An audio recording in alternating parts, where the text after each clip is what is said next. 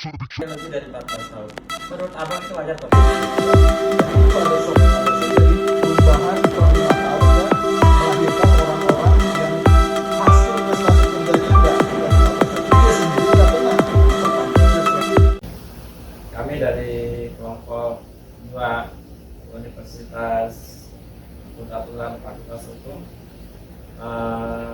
ingin mengadakan podcast yang bertema tentang pengaruh motivasi kerja dalam menelik antropologi sebagai upaya mencetak sumber daya manusia yang unggul. Dalam hal ini sebagai narasumber kami Bapak Johnson Panjaitan, pengacara terkenal yang pada zaman era reformasi bolak-balik kejar-kejar sama orang yang tidak suka dengan kegiatannya, bahkan sempat diteror dengan senjata api. Alhamdulillah sampai detik ini Pak Johnson Panjaitan tetap sehat.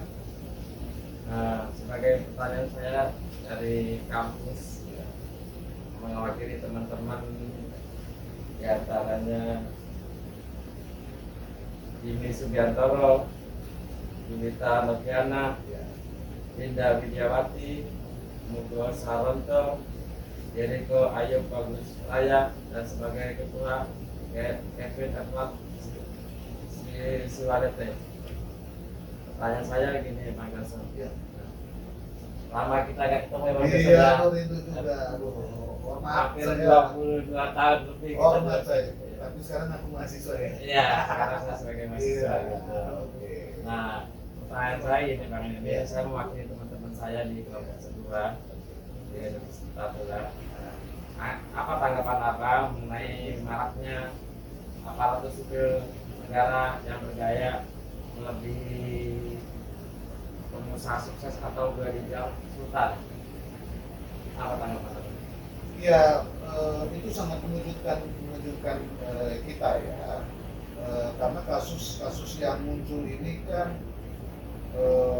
sangat berat dan serius. Tapi di balik itu sebenarnya ada soal motif dan gaya hidup yang sekarang ini kalau orang bilang ya kalau zaman dulu bilang pamer, tapi sekarang ini ada istilah flexing. Tapi itu berhubungan dengan gaya hidup hedon, ya, yang tidak sesuai dengan kepribadian atau etika-etika yang selama ini dididik mereka sebagai aparatur sipil negara, yang sebenarnya tujuannya adalah dia sebagai pelayan, bukan sebagai orang yang berkuasa. Nah, tapi imbas dari ini semua bukan hanya si aparatur itu, jadi yang disorot juga keluarganya, anaknya, istrinya, begitu ya. Mungkin si aparatnya sendiri dididik etika, akan tetapi mungkin karena ada penyalahgunaan wewenang, ada uang dan lain sebagainya, maka itu juga berimplikasi pada gaya hidup si istri dan anak-anaknya, dan dia juga jadi sorotan. Dan kemudian ada soal hukum di situ.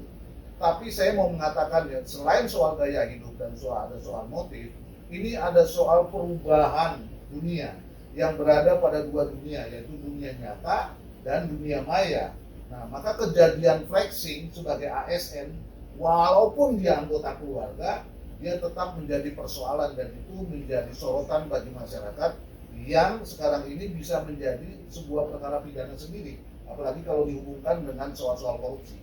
Kalau menurut Abang perlu nggak dari KPK itu terjun terhadap aparatur sipil negara yang gaya hidupnya sudah melampaui batas?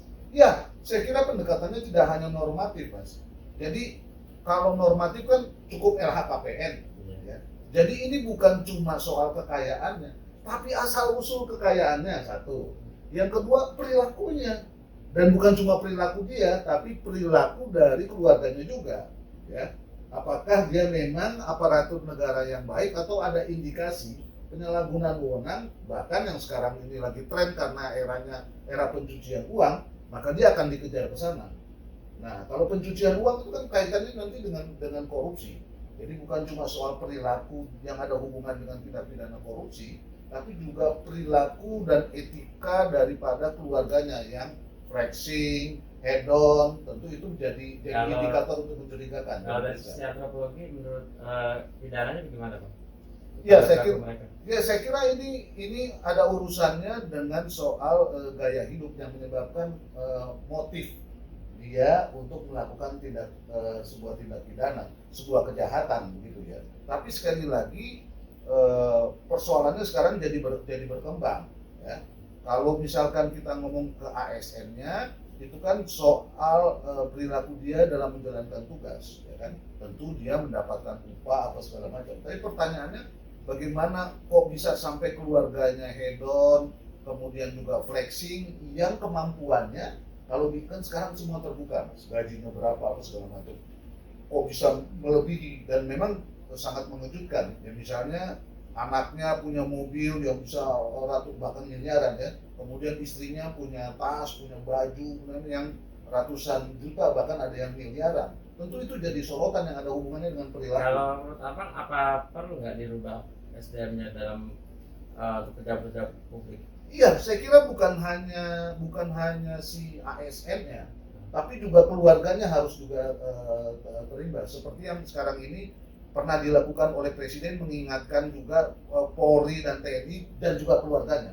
Saya kira ASN-nya juga itu begitu. Nah, pertanyaannya sekarang, bagaimana soal si ASN ini? Ini harus dididik. Jadi pendekatannya jangan hanya normatif, seolah-olah kalau dia udah laporan hasil kekayaan, ya secara normatif ya sudah. Maka KPK juga harus berubah tuh. Jadi selain pendidikan soal etika, soal etos kerja, tapi juga bagaimana penggunaan uang, gaya hidup bukan cuma dia, tapi gaya hidup keluarganya gitu. Ya, itu juga harus dididik supaya tercermin bahwa ASN-nya bukan hanya potensial pelaku tindak pidana, tapi dia juga orang yang bisa menjadi contoh pelayan dari masyarakat gitu. Itu yang paling penting itu. Kalau menurut Abang, selama banyak seperti ini kan kejadian kayak gini ya, aparatur negara yang udah, apa menurut Abang SDM-nya sudah sehat atau belum seperti itu, Bang? Justru belum sehat. Tapi ketidaksehatan ini bukan hanya di ASN-nya, tapi di keluarganya juga tidak sehat begitu ya. Mungkin si ASN-nya waktu dia ke kantor, karena yang lain sederhana, dia ikut sederhana. Tetapi kan orang terkaget-kaget, kok istrinya, anaknya kok bisa bermewah-mewah seperti itu gitu kan. Nah, itu yang menjadi soal. Sementara dia sebagai ASN, selain harus mencerminkan secara terbuka sikap dia untuk melayani, dia juga kan harus hidup sederhana. Karena dia kan harus jadi contoh, ya kan? Dia rakyat hari ini lagi susah, negara lagi defisit, masa orang flexing. Terus saya mau tanya juga, ini kan ada di satu provinsi di daerah provinsi Lampung kalau Di Lampung ya. Nah, ada kepala dinas menjabat sampai lebih dari 14 tahun. Menurut Abang itu wajar atau enggak? Nah, itu tidak wajar. Inilah salah satu efek dari politik ya. Jadi itu ada soal KKN, ada soal conflict of interest. Ya, jadi perubahan per 5 tahun politik, dan itu berarti perubahan pemerintahan, itu bisa saja melahirkan orang-orang yang karena lobby dan lain sebagainya, karena uang, dia bisa bertahan di situ, sementara hasil prestasi kerjanya enggak, bukan cuma prestasi kerjanya enggak, ternyata anak buahnya kena kasus-kasus korupsi, dia sendiri enggak kena. Nah, pertanyaannya adalah, kok dia bisa sudah tiga periode dia di situ, tapi dia bisa flexing dengan gaya hidup hedon yang mahal dan lain sebagainya, padahal daerahnya daerah miskin, Mas. Saya juga mau tanya gini, Bang. Contohnya ada masyarakat Ya. kritik melalui media sosial, Ya. itu bisa dijerat pidana nggak, Bang? Oh bisa, itu bisa. Pertama, apa yang bisa? Kalau itu bukan fakta, satu. Iya. Yang kedua, kalau itu menyerang pribadi dengan menggunakan kata-kata yang menghina. Ya, Yang pribadi menjadi itu. pertanyaan saya, Ya. masyarakat ini menyerang pejabat, tapi bukan untuk pribadinya, untuk pekerjaannya yang tidak benar. Itu bisa nggak kerja dengan hukum? Enggak, seharusnya kita berterima kasih sama orang-orang seperti itu, ya kan? Karena demokrasi dan hak asasi manusia menjunjung tinggi kebebasan orang berserikat, berkumpul dan berpendapat. Dan ingat, di negara yang sangat koruptif seperti ini, justru kita harus melindungi dan mendorong orang-orang yang berani kritik, mengkritisi fakta-fakta yang menyebabkan negara ini menjadi negara korup, bahkan indeks prestasi korupsinya turun gitu. Nah, pertanyaan saya terakhir. saya sebagai masyarakat Ya. yang mengkritik pejabat negara Ya. karena contoh jalannya rusak. Ya.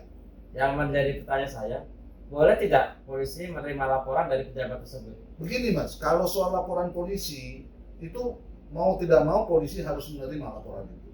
Tapi pertanyaannya, laporan itu harus diproses. Kalau itu menyangkut soal kebebasan mengeluarkan pendapat dan faktanya kritik itu adalah fakta dan tidak menyerang, menurut saya itu harus dilindungi dan diberikan apresiasi. Jadi polisi jangan seperti gaya Orde Baru yang lalu, ya kan? Dia menjilat seolah-olah ingin menunjukkan bahwa dia punya kekuasaan untuk menekan rakyatnya yang kritis, padahal itu diperlukan dalam situasi demokrasi seperti sekarang ini. Dan itu pelanggaran hak asasi Mas kalau polisinya masih memproses kasus-kasus seperti itu.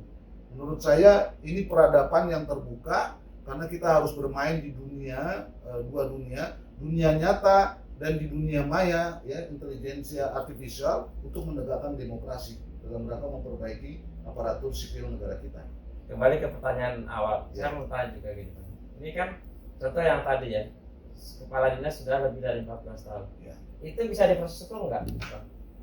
Bisa diproses hukum menurut saya, ya, karena sekarang ini pertanyaannya adalah apakah LHKPN-nya itu telah dibuat dengan benar atau ada yang disembunyikan? Satu. Yang kedua, apakah dia profilnya seperti itu, hedon menampilkan seperti itu, ya, misalnya tasnya begitu mahal, itu duitnya dari mana? Ya. Yang saya maksud pertanyaan saya, dia menjabat sampai 14 tahun. Itu bisa nggak diproses hukum? Oh, kalau soal 14 tahunnya itu kan Mas, pimpinan dari kepala-kepala daerah atau atasannya kan punya kebijakan atau basicing untuk mengangkat orang-orang yang di wilayah itu seolah-olah tidak ada yang pintar gitu ya? Iya, selain tidak ada yang pintar, kok tidak ada evaluasi bahwa yang bersangkutan 3 periode itu apakah ada kemajuan, ada prestasinya atau tidak?